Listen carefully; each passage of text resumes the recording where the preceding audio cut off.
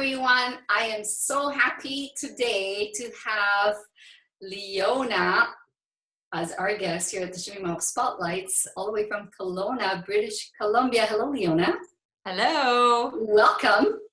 Thank you. Well, you and I have had the privilege to meet in person. I actually know you personally. Yes, no, and it's my privilege to have met you, and it's pretty exciting to be doing this with you. I just wish we were in the same room. Oh, well, it almost feels like we are. Almost. Yeah, it's funny because even though I've known you, I'm going to be asking you questions that I never asked you before, I don't think. So this is going to be an interesting way to get to know you in a different way than, because I've known you from Vancouver, because you've lived here in Vancouver, and now you've moved. Yeah. So before we talk about your move and all that, and that whole transition, how do you get into belly dance in the first place? Wow, that's a good question. Well, many years ago, 17 to be exact, I was working full time and I really wanted to incorporate exercise, and I've always loved to dance. And I would always look at the program guides for the community center by my house, and I was looking, and there came up on my day off this belly dance class. And I thought, oh, I'd like to try belly dance. And I took my first class and I was hooked. Like, I say this and I keep saying this, but when I took my first class, it was like coming home to something. It was something that was hard to do, but familiar in my body, and it just felt right. And here I am, and it still just feels right. Now, you have other dance backgrounds. Like, before you started belly dance, you had taken other dance classes before?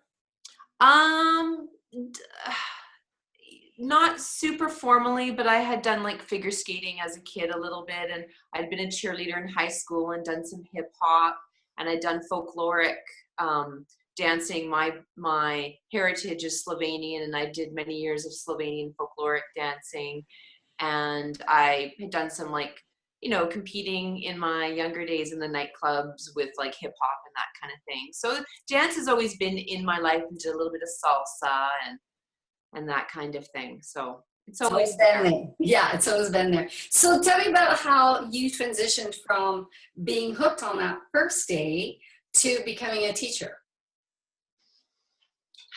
How? I don't think I really thought about it. I just kept learning and growing, and when an opportunity became up for a belly dance teacher training through Venus Belly Dance, who was my teacher at the time, it just seemed like the perfect fit to continue to learn and grow. And part of my life over the last 20 some odd years is I've been a teacher of some sort, whether it's in the schools with humane education and whatever it might be. So to do more public speaking in a different classroom environment with, adults, teaching them about moving their bodies just seemed like the right fit. So I took the course when I was pregnant with my first son, and then an opportunity to teach came up when he was 4 months old, and it seemed like the perfect thing for me to do, to keep like adult interaction, so that I was not, being just a mom is fabulous, but for me, just that adult interaction of just getting out for the house was a commitment that really worked for me. And my husband worked during the day, and then it turned out I worked at night, and it just became the perfect balance for us to raise our kids. And it's just continued to grow from there. Now, you have recently moved to Kelowna from Vancouver, which is about, 4 hours from Vancouver, would you say? What's the distance? About 4 hours drive. But it's a completely different world in so many ways, because Vancouver is a big city, it's very metro, high rises and everything, and then you go to Kelowna, is more quaint, it's more countryside, wineries, it's wine country pretty much. So that must have been a big adjustment for you, if like you're coming from this big, very active location where we have a big belly dance community here, and I'm not sure how big the community is in Kelowna, but how was that whole transition for you? I'm asking you because I find that you know there are a lot of people that move all the time, and sometimes it's helpful to hear someone else's experience so that they go, oh, someone else has gone through that same phase. Yeah. They know they're not alone. So I haven't even asked you since you moved there, how has the transition been as a belly dance teacher, as a performer? Are you willing to share? Yes, Okay. yes. And I will be honest. Yes, and you need to be honest. That's what we want. Yeah, and overall, it's been really great. As every transition in your life, there's ups and downs. That taking a break from teaching and dancing when we first moved here was really good, because I was teaching 8 to 10 classes in Vancouver and giving a lot and doing a lot, and I loved all of that. But it was good to step back and reassess who I was as a dancer and a teacher, and to be able to put some energy into myself and my dancing, and that is really great. At the same time, starting over again is hard, and starting over again at a different place in your life. Like for me to if I had come here and I was just a new baby dancer, that would be a different journey than coming to a smaller town, or a different town where there is an existing dance community already, and I'm the outsider now, and that's a weird feeling. The dance community here has been very welcoming and really nice, but I'm still the new girl. I'm still the outsider, and trying to build those connections that I had created in the Lower Mainland are going to take time, and I miss that at times. But I also realize everything we've done with this move has, even with the challenges, have felt right. And I just have to remember to be patient, because I'm not the most patient person. I want to do it all, and I want to do it all now. And life doesn't sometimes work like that. So the move has been good. I spent my first little time sort of focusing on the family and getting them all adjusted, and then sort of building in my dance stuff. And then this past January, I've really focused on bringing my love and passion of the dance and the teaching to this community, and trying to open up doors and avenues and meet more dancers.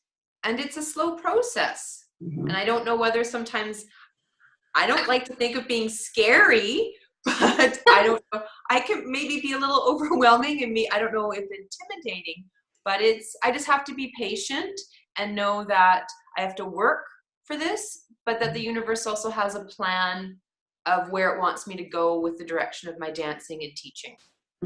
You said something that I caught what you said, and I'm like, okay, I need to address that, because it's such a good point. You said, even though there have been challenges, it still feels like the right thing. So a lot of people think that, that if it's the right thing, there shouldn't be any challenges. But you said that even though there have been challenges, it still feels like it's the right thing. So that in itself tells you are doing the right thing. And patience is probably the one thing that most of us don't have. Yes. We want it all yesterday, especially in the society with everything is fast, fast, fast. Like, like even when you watch a movie, the scenes change every couple seconds. There's nothing that takes that long time. If anything takes a long time, you get bored.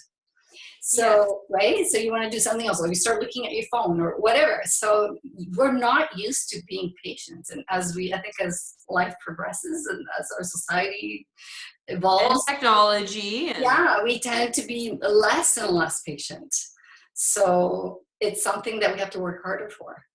Yes. And I also believe that when life gets comfortable, life will quite often throw you a curveball, because life can't be comfortable all the time. Life can't be easy all the time, because then we don't learn. And it's during those challenges that sometimes we grow the most. Oh, yeah. And right. So it's trying to accept those and embrace those, and have the feelings of the fear, the anger, the sadness, and then you let them go. And then you continue to learn, like, what is my lesson to learn here? What is it that I meant to learn and grow? What am I meant to learn from all of this? And instead of dwelling on, well, I wish I was in Vancouver and I should be doing this or I should be doing that. I have an opportunity to share my passion and my joy and my interest, and I have an opportunity to grow and learn. I love that. I love that. I know the community here misses you, but do you teach online? Do you teach classes, and do you teach classes online? I've done a little bit of private Skype lessons, and I'd like to do more of that. It's just finding that balance, and I've been starting some new projects up here. So my energy has been focused on there, and I just completed my yoga teacher training. So that kind of took my focus and my energy. So now I'm working on some other projects, and hopefully some online training, whether it's actual regular classes or just doing privates, will be something to add in there as well. Awesome. Now you had, I know your goal is to have regular retreats. That is kind of where you would like to put some effort in. You got one in the works right now, and then you have something else coming up in January where you don't have all the details yet, but we can tell people to follow you and find out where those details are going to be on your website. Your website is? leonabellydance.com. So pretty easy to remember. Pretty easy. So Leona, I mean, I've seen you perform. You're a gorgeous dancer, and now you are in Kelowna, and your preference of where you want to perform, because people are watching this, may not be belly dancers, may not even be part of Shimmy Mob, or they will tell other people. So we want people to know what it is that you offer. And before we did this interview, you mentioned where you would like to take your performances. Do you want to share that, or do you want me to tell people? I can share it. I'm going to be working, or hoping to work with the corporate events and doing corporate shows, weddings, working with the wineries, and just bringing that art of belly dance to as many venues as I can, and working with local dancers to create shows. So, you know, it's great and fine to watch one dancer, but want to work with creating choreographies for whether it's outdoor events and all that kind of stuff, because it's a busy place here in the spring and the summertime once those wine tours start happening. So I'd like to get involved with that. Nice. Well, it would be such a treat. You go for wine and you get the belly dance entertainment. It's like, what a nice combination. Yes. Right? Yes, absolutely. I'm with you on that. Totally. Or what about a wine and belly dance lesson? We've got some of those coming up this spring and summer as well. Well, there will be some loose shimmies there. Very relaxed. It's funny because when I used to teach, I used to say, just when you do, like, you know, shimmy, it's like the simplest and hardest thing at the same time, because the movement itself is simple, but to actually master it, it takes quite a bit of practice, because you need to be relaxed. And most people, when they start, they get so tense. And I remember that when I used to teach, I used to say, pretend you just had a bottle of wine. So yes, it works. Wineries and shimmies. Wine and shimmies. There you go. I'll let you know how it goes. Yeah, wine and shimmies will be fun to see. Okay, so we've covered pretty much, I think, everything. Is there anything else you'd like to share with the people watching this? Follow your heart. Don't give up. And there's a plan for you in the universe. And do something that you love. That is the most important thing out there, because life is beautiful and life is short. So to waste time, I should say waste time, but doing things that really make us unhappy, I think it's important, so much more important to find something that fills your soul, fills your cup, and the money will come. And work hard. Yes, you got to put the effort. If you don't put the effort, yes, you can't. It's not all butterflies and fairies and unicorns. You have to do the work. Yeah, you can't just dream about it. Like, no. Oh, if you vision it, you know, if you can picture it, it will happen. Well, it will happen. But you got to do something about it too. You can't just You bet. Wishful thinking is not, you know, you can wish you win the lottery, but if you don't buy the ticket, your chances are very little, very zero. Exactly. Same thing, right? Well, Leona, it's been lovely seeing you and having you. Yeah, it's really a pleasure to talk to you, and lovely smile. So people are watching this. If you are in the Kelowna area, please check out Leona's classes. You have your studio out of your home, correct? Yes. Yep. So you can check out on the website, leonabellydance.com. And if you work in the corporate environment, you can tell your boss, or if you're a boss yourself, you can hire Leona for the corporate events, Christmas parties, Easter parties, whatever event, parties, weddings, and wineries, hopefully some fundraisers. Fundraisers, there you go. So there you go. Thank you so much, Leona. It's been a pleasure. Thank you. Take care. Okay, we'll see you later. Bye. Bye. Thank you so much for watching the Shimmy Mob video spotlight series. If you enjoyed this episode, please leave a comment below. And if you would like to be featured in the future, send us an email at shimmymob@gmail.com.